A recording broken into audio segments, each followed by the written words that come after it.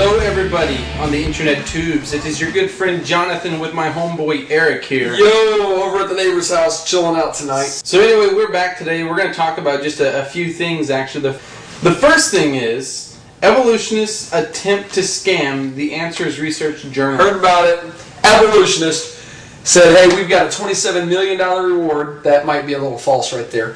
To anybody that can pull the wool over the eyes of AIG, a trusted source for creation information. Yes, so Answers in Genesis just recently started the whole Answers Research Journal to provide a peer-reviewed platform to actually facilitate the development of the creation model, because it's actually pretty important. And so there was apparently this contest or something online from evolutionists and atheists saying whoever get that first paper in, you win something. I don't know what. But someone submitted a paper and, trying to get it in their peer-reviewed journal. Trying to get it past the shoddy research paper, trying to get it past the AIG scientists because they're creationists. They're not going to. So of course they're not very intelligent. Yeah. So it should be very easy to get something by them. Sure. What happened?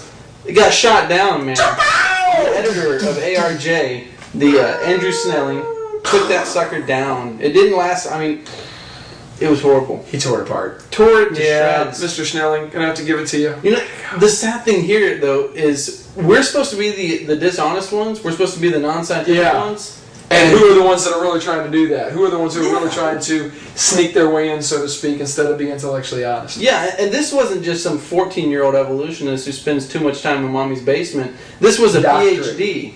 I mean, post-hole digger. Yes, that is a serious blow to his integrity. I would say so. I mean, AIG is nice enough they didn't post his name or anything, so... so he's not going to be found out. No, not going to be found out. You want me to call Mark and ask him who it was? Might be able to figure it out. Mr. Loy. I don't think he watches these kind of shows, but if you're out there, Mr. Loy, sorry for calling you Mark. Mr. Loy.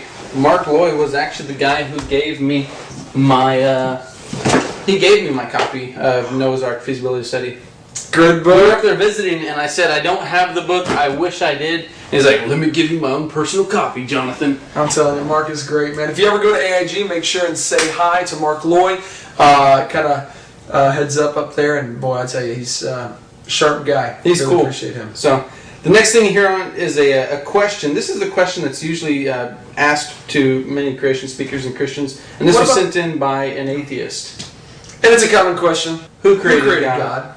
So it's a legitimate question because creationists say, hey, listen, the earth had to have been created, the universe had to have been created, so God created everything. And they say, well, certainly if they had to be created, then God is even more fantastic and must have been even more, created by an even more powerful God. This is equivalent to asking a silly question like, to whom is the bachelor married?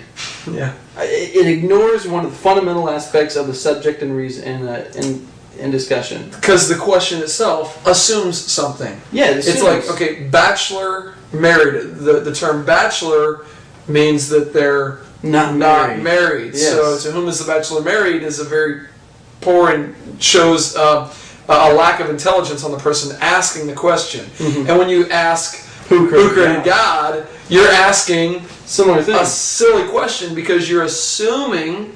And first of all, you don't have a proper perspective of God, and you're assuming that God had a creator. The question has a built-in assumption. Yeah. So we look at it now. The universe, of course, needs a creator because it needs an external cause. I won't say creator on the outside, but it needs an external. Don't go cause. ID on me, John. Something don't back down to do this, man. So because we look at the universe today, we see that entropy is increasing. Everything just going to crap. It's all becoming more and more useless.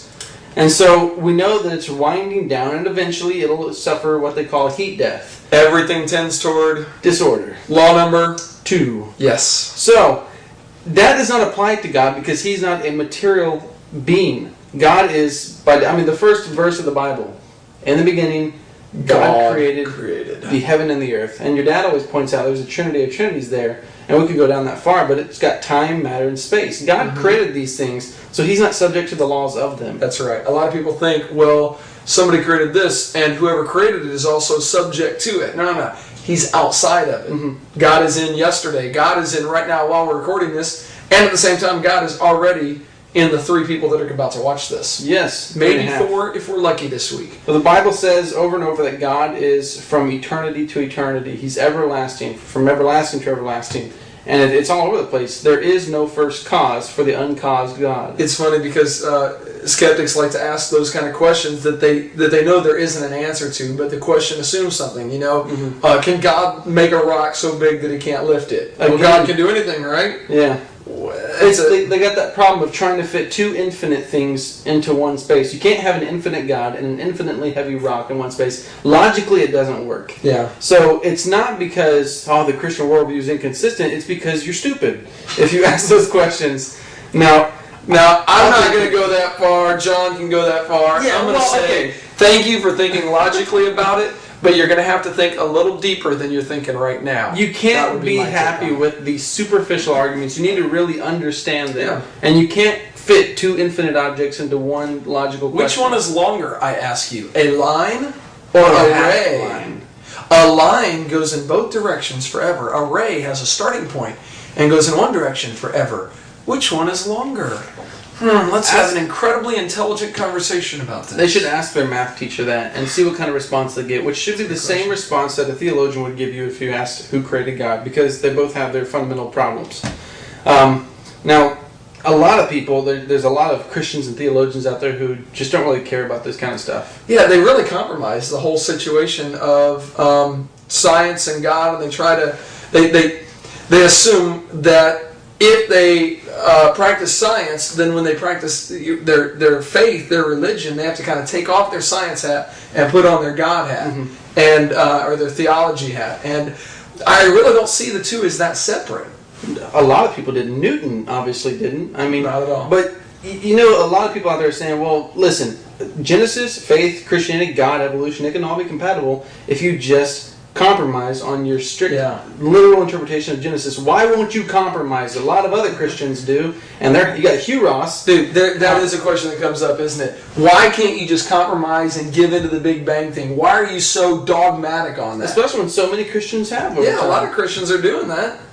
So what's the big deal? It doesn't make it right. That's like saying, Eric, you're married, man. Why won't you cheat on your wife when so many husbands have?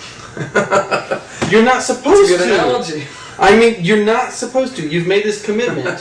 It's not right. I like that. That's not right. Why you shouldn't. I mean, you debated. You just actually had a recent debate. I did Friday night. We had a debate with Dr. Farmer from University of Georgia in south of Atlanta. Not Georgia Tech, but University of Georgia. Mm-hmm. And doctorate of biology there. And by the way, Dr. Farmer, thank you for debating with me. I appreciate it. We had a 1-hour debate. And it was just one question after another. We each got 2 minutes to respond to it. So there wasn't a lot of back and forth talk, even though I used a little bit of my time to get back on some of his comments just because I wanted to. But he was a compromiser. He said, look, I have no problem in believing in the Big Bang and in God. He said God started the Big Bang. 13.8, he put it at 13.8 billion years ago. God started the Big Bang, and that's what allowed everything to take place. Yeah.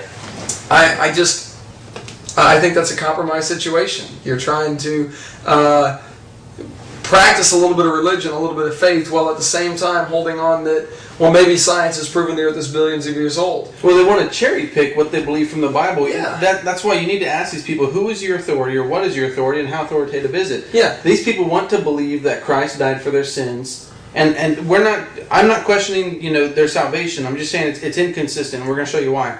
They want to believe that Christ died for their sins. They want to believe that, Christ can command the waves and walk on water and raise the dead, but they don't want to believe what Christ says about Jesus says, what Jesus says about the beginning. Yeah, he backed it up too, about the beginning. They don't want it, so it's not. It's like out of the Bible, well, we're going to take the part where he died for my sins, that way I can feel good. So I benefit, I benefit, I go to heaven. And the miracles, we'll go ahead and take those because, hey, Jesus might have been able to do that, or maybe we won't.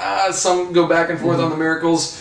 Now, when it comes to Genesis, even though Jesus Christ talks about Genesis, Matthew 19:4, don't you know he which made them at the beginning, made them male and female, Mark 10:6, same thing. Yeah. He refers back to Genesis, talking about it as a literal event.